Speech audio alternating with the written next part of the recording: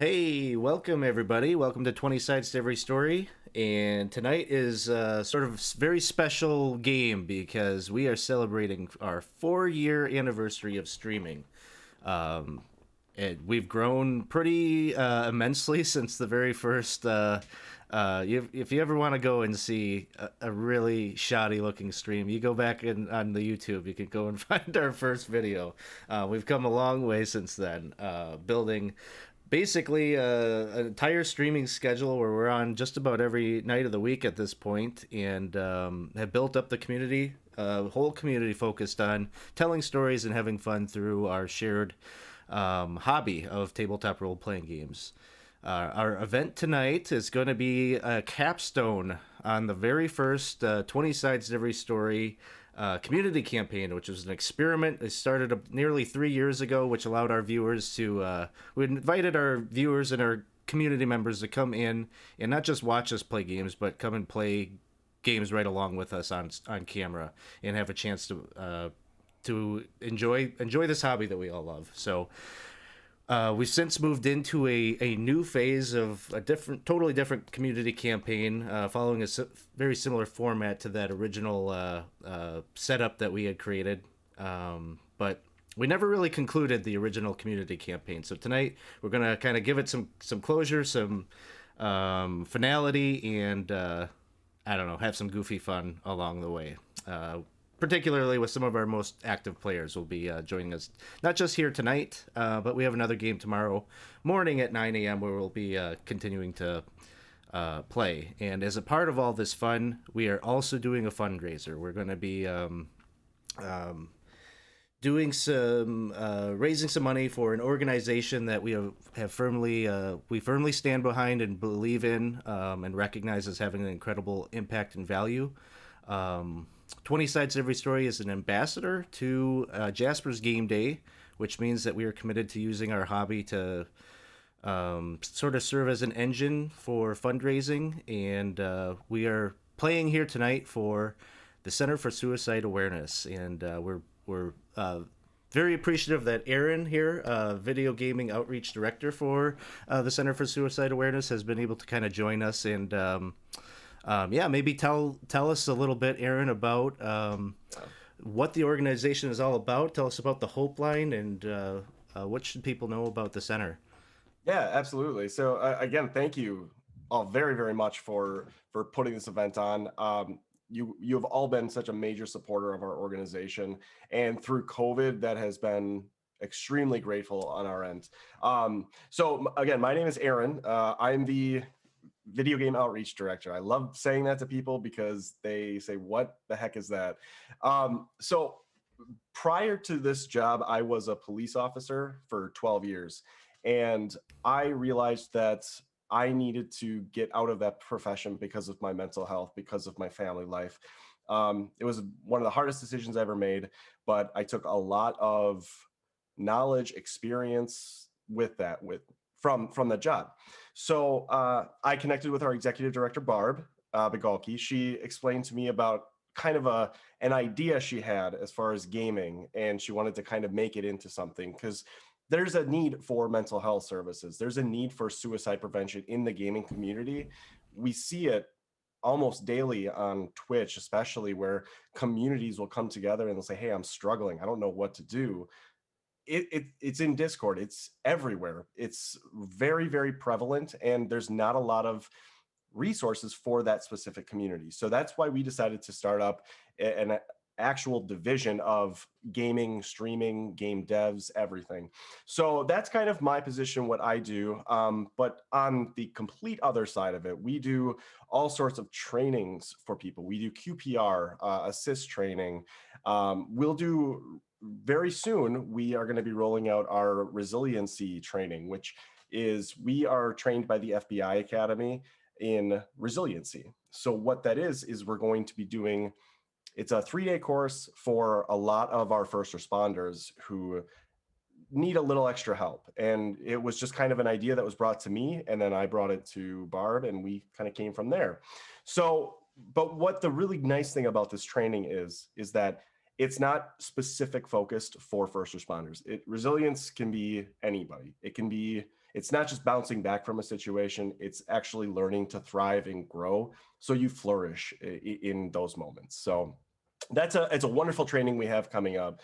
But we also have resources. We have lots of different things. I mean, you name it, we've tried it. We have somebody who's dedicated to specific holistic therapies. We have essential oils. We have our military side. We have our straight up just normal. You need a training. We have it for you. So we're we're kind of all over. And what our stance has always been has been, if we can't reach you a certain way, we'll try what we can to do to reach you that way. It doesn't matter what it is. I mean, like I said, I'm a video game outreach director, for God's sake. So, but the one thing that we're really known for is the Hope Line. It's a text-based emotional support service. All anybody has to do. It's currently only in the United States. However, we have a very soon to get it international. But what you can do is, if you're in the United States, you can text the word Hope Line to 741-741, and you'll be connected to a trained counselor that we have on staff free of charge. It's one of, I should say, 2,600 counselors we have. So it's 24/7, 365. And if you ever just need something, you need advice, you're having a bad day, you're feeling suicidal, you're depressed, anxious, you're worried about financial issues. I mean, COVID, I could go on and on and on about what we've seen in in like the demographics of the text messages. But um, what it is we found is that people feel more comfortable talking with somebody text based versus an in-person line. And what that does is it helps somebody open up a lot more, and thus getting to the actual root of the problem that they're having. So uh, we have saved, I think it's over 150 active rescues from using the Hope Line. And active rescue meaning somebody that has needed services, emergency services right away because of a suicide attempt, because of the potential for that happening. So the Hope Line is by far one of the strongest things that has come out of our organization, and by no means do we ever have any plans to stop it. It's too important at this point. So what we always say is, events like these charity events, the fundraising events, a lot of that money goes towards that Hope Line. It goes towards our programs that we offer free. I mean, the trainings, we don't, very rarely do we charge people for the trainings. If you want to make a donation, absolutely your call. But we thrive on the fact that we're not out to make money in this organization. We're out to spread the awareness of suicide and to make sure that we break that stigma of mental health.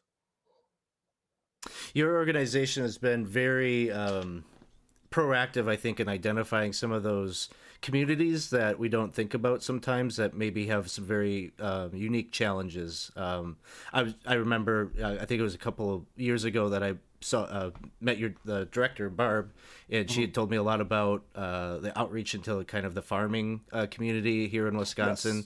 Yes. And all the work that you're doing with gamers. I think that is just so great that you're leveraging some of these tools like Twitch and Tiltify and these platforms to kind of reach that demographic that is right there waiting to be engaged and to be assisted. So before we came online here, you were talking a little bit about PAX and some of the events. Tell us about some of the outreach that you are doing within the gaming community. Yeah. So we about 3 years ago, I was not currently with the organization when this started, so I'm kind of the newbie when it comes to it. But 3 years ago, I believe it was Microsoft reached out to us and said, there is a major issue in the gaming dev community of mental health, the lack of mental health resources. So what we were asked to do was, hey, would you be willing to come into the diversity lounge at PAX, which is, for anybody familiar, it's Penny Arcade Expo. They have a west, south, east, you name it, they got them all. But we were asked to go into the diversity lounge. And what that is it's for anybody that's never been there, it's a massive room where you have so many different organizations that provide resources for a gaming community. we were, I believe, one of the first ones to address the suicide awareness issue. But there are many wonderful organizations that address mental health. I take this, I believe Guardians MH is another one. There's so many different ones that are in this room, and we all coexist and collaborate. Um, Before COVID, we had very awesome plans to start getting after school programs, where I would bring in a bunch of different systems, and like in schools, local schools, unfortunately, we haven't really, gotten out from our area, but we would go to local schools and we would bring, like a Switch, or we bring a PS4, and we would just kind of do like an after school gaming club. And we have found that actually doing that before COVID, we went to a local high school. We did like a mini course. And what we found was when we set it up, everybody would kind of bring their own Switch system, their own little controller, whatever they wanted. And they're all just playing Mario Kart, having a great time around this big table. And the teacher came to me and said, I have never seen that student, that student, that student sit at the same table and talk. And they're just talking like normal. And that's exactly what we want gaming to be. It's not a fix all solution, it's definitely a coping skill. I think, like anybody could say, exercise is a coping skill, gaming is a coping skill. They go hand in hand. Obviously, too much of one is bad, but we understand that some things are unorthodox. Nobody's perfect, and we have to do what we can to strive to reach the people in their element. So yeah, we're going to PAX West, which is in Seattle. I believe it's September 3rd through the 6th, and then we'll be doing PAX Unplugged, which is in Philadelphia. It's the whole tabletop aspect of PAX, which like I said, I'm going to learn more about D&D than I'll ever know at this point. So it's going to be a great experience for me too. But like I said, we're out in the community. Anything people need, resources, trainings, we're here. We want to help you because, like I said, we are a boots on the ground organization. We don't sit in meetings. We don't actually just plan things that we want to do. We're actually out there. We have the experience. We know how to talk to somebody in crisis. I mean, I could go on and on about the times that I've talked to somebody who wanted to die, and how easy it is to just listen to somebody and just put yourself in their shoes and understand that it's, whether it's something small in your world, it could be the biggest thing in theirs. So we want to make sure that we can provide any resource any which way possible.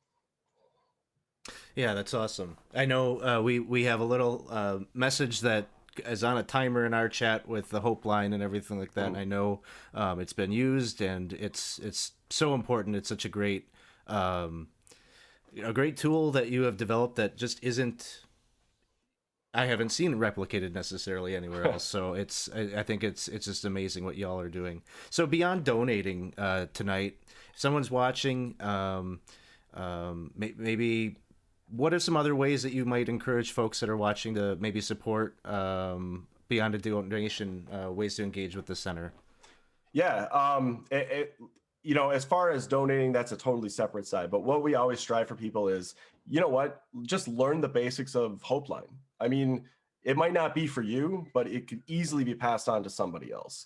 It's free. It's 24/7. It's always available. So, learn the basics of that. Learn the basics of talking to somebody in crisis. You don't have to fix the solution, but you're that first line if somebody is, having a crisis, to really say, hey, I'm here for you. I might not be the person to completely help you right now, but I'm here right now for you. And realizing that maybe you don't have the tools to do it, that's okay. I mean, just learning to, you know, I always tell people in trainings when we teach them the basics of suicide and suicide awareness, is you have the opportunity to really impact somebody's life if they come to you with a problem. But it's a very heavy topic. It's not easy to talk about. It's very easy for me to talk about because I've been in that realm. But if we're talking about somebody that hasn't, it's a big thing. So feel that moment. Like it's big, but realize that they're there with you. They're there. And that's what's the most important thing. They're looking for help. And if you're that person, realize, do what you can. And then if you have to move it on to something else, that's okay. But I encourage everybody to look at the basics, look at the signs and symptoms of suicide and mental health. Um, you know, I I have anxiety and depression, so I deal with those issues daily.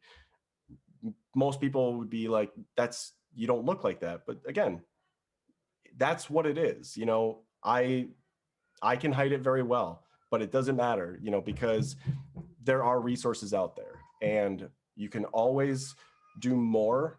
But my best suggestion for you, for anybody, is give the Hope Line a look on our website, and just keep a couple cards on hand if people need something, or just know about it, and then just learn some of the signs and symptoms. Well, I want to thank you so much for coming on here tonight and spending just a little bit of time talking with us and sharing all the good stuff that you're doing.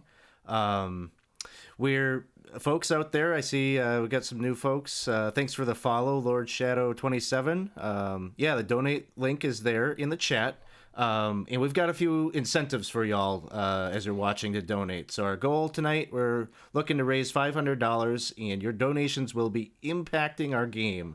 So you've got some different things that you can do to impact the game, whether you want to help the players or make their lives more complicated. So $5, you can buy a reroll for either the players or for me as the DM. $10, you can buy them a potion of greater healing. $25, redeem a roll on the wild magic table, and $50 will allow you to either redeem a wandering monster encounter or a reincarnation for a player. So on top of that, every $250 that we raise here tonight, we're going to be doing t-shirt giveaways. So I've got one of these Jasper's Game Day t-shirts. It says "You are not a critical failure," and it has some of the Jasper's Game Day info on the back. Those will be raffled off at those $250 intervals. So we thank you all in advance for your generosity and allowing us to be able to support this amazing organization. Thank you again, Aaron, for coming on here tonight. We're going to take just a short break here, folks. We're going to have to kind of reset up the stream here with the players and everything like that. So we'll be back in probably less than 5 minutes or so. So stick around, and we'll get to the big Tarask adventure ahead of us.